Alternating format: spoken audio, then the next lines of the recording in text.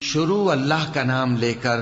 جو بڑا مہربان نہایت رحم والا ہے۔ مومنو،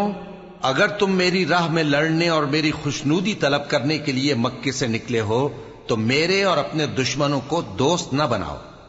تم تو ان کو دوستی کے پیغام بھیجتے ہو اور وہ دین حق سے جو تمہارے پاس آیا ہے منکر ہیں، اور اس وجہ سے کہ تم اپنے پروردگار یعنی اللہ تعالیٰ پر ایمان لائے ہو، پیغمبر صلی اللہ علیہ وآلہ وسلم کو اور تم کو جلا وطن کرتے ہیں۔ تم ان کی طرف پوشیدہ پوشیدہ دوستی کے پیغام بھیجتے ہو، اور جو کچھ تم مخفی طور پر اور جو علل اعلان کرتے ہو وہ مجھے معلوم ہے، اور جو کوئی تم میں سے ایسا کرے گا وہ سیدھے رستے سے بھٹک گیا۔ اگر یہ کافر تم پر قدرت پالیں تو تمہارے دشمن ہو جائیں، اور ایذا کے لیے تم پر ہاتھ بھی چلائیں اور زبانیں بھی، اور یہ چاہتے ہیں کہ تم کسی طرح کافر ہو جاؤ۔ قیامت کے دن نہ تمہارے رشتے ناتے کام آئیں گے اور نہ اولاد۔ اس روز وہی تم میں فیصلہ کرے گا، اور جو کچھ تم کرتے ہو اللہ اس کو دیکھتا ہے۔ مسلمانوں، تمہیں ابراہیم اور ان کے رفقا کی نیک سیرت کو اپنانا ضروری ہے۔ جب انہوں نے اپنی قوم کے لوگوں سے کہا کہ ہم تم سے اور ان بتوں سے جن کو تم اللہ کے سوا پوجتے ہو بے تعلق ہیں، ہم تمہارے معبودوں کے کبھی قائل نہیں ہو سکتے، اور جب تک تم ایک اللہ پر ایمان نہ لاؤ ہم میں تم میں ہمیشہ کھلم کھلا عداوت اور دشمنی رہے گی۔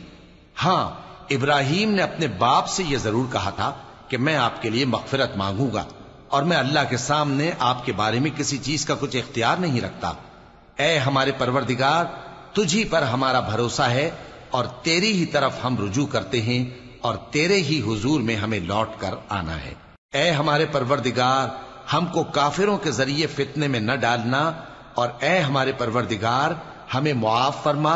بے شک تو غالب ہے، حکمت والا ہے۔ تم مسلمانوں کو یعنی جو کوئی اللہ کے سامنے جانے اور روز آخرت کے آنے کی امید رکھتا ہو اسے ان لوگوں کی نیک سیرت اپنانی چاہیے، اور جو روگردانی کرے تو اللہ بھی بے نیاز ہے، لائق حمد و ثنا ہے۔ عجب نہیں کہ اللہ تم میں اور ان لوگوں میں جن سے تم دشمنی رکھتے ہو دوستی پیدا کر دے، اور اللہ قادر ہے اور اللہ بخشنے والا ہے، مہربان ہے۔ جن لوگوں نے تم سے دین کے بارے میں جنگ نہیں کی اور نہ تم کو تمہارے گھروں سے نکالا، ان کے ساتھ بھلائی اور انصاف کا سلوک کرنے سے اللہ تم کو منع نہیں کرتا۔ اللہ تو انصاف کرنے والوں کو دوست رکھتا ہے۔ اللہ انہی لوگوں کے ساتھ تم کو دوستی کرنے سے منع کرتا ہے جنہوں نے تم سے دین کے بارے میں لڑائی کی اور تم کو تمہارے گھروں سے نکالا اور تمہارے نکالنے میں اوروں کی مدد کی، تو جو لوگ ایسوں سے دوستی کریں گے وہی ظالم ہیں۔ مومنوں، جب تمہارے پاس مومن عورتیں وطن چھوڑ کر آئیں تو ان کی آزمائش کر لو، اور اللہ تو ان کے ایمان کو خوب جانتا ہے۔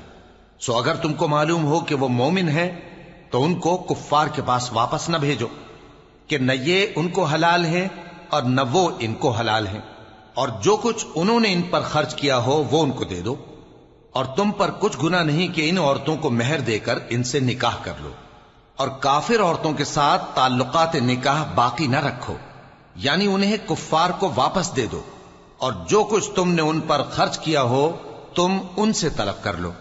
اور جو کچھ انہوں نے اپنی عورتوں پر خرچ کیا ہو وہ تم سے طلب کر لیں۔ یہ اللہ کا حکم ہے جو تم میں فیصلہ کیے دیتا ہے، اور اللہ جاننے والا ہے، حکمت والا ہے۔ اور اگر تمہاری بیویوں میں سے کوئی تمہارے ہاتھ سے نکل کر کافروں کے پاس چلی جائے اور اس کا مہر وصول نہ ہوا ہو، پھر تم ان سے جنگ کرو اور ان سے تم کو غنیمت ہاتھ لگے، تو جن کی بیویاں چلی گئی ہیں ان کو اس مال میں سے اتنا دے دو جتنا انہوں نے خرچ کیا تھا، اور اللہ سے جس پر تم ایمان لائے ہو ڈرتے رہو۔ اے پیغمبر صلی اللہ علیہ وآلہ وسلم، جب تمہارے پاس مومن عورتیں اس بات پر بیعت کرنے کو آئیں کہ نہ تو اللہ کے ساتھ شرک کریں گی، نہ چوری کریں گی، نہ بدکاری کریں گی، نہ اپنی اولاد کو قتل کریں گی، نہ اپنے ہاتھ پاؤں کے درمیان کوئی بہتان باندھ لائیں گی، اور نہ نیک کاموں میں تمہاری نافرمانی کریں گی، تو ان سے بیعت لے لو اور ان کے لیے اللہ سے بخشش مانگو، بے شک اللہ بخشنے والا ہے، مہربان ہے۔ مومنوں، ان لوگوں سے جن پر اللہ غصے ہوا ہے دوستی نہ کرو، کیونکہ جس طرح کافروں کو مردوں کے جی اٹھنے کی امید نہیں، اسی طرح ان لوگوں کو بھی آخرت کے آنے کی امید نہیں۔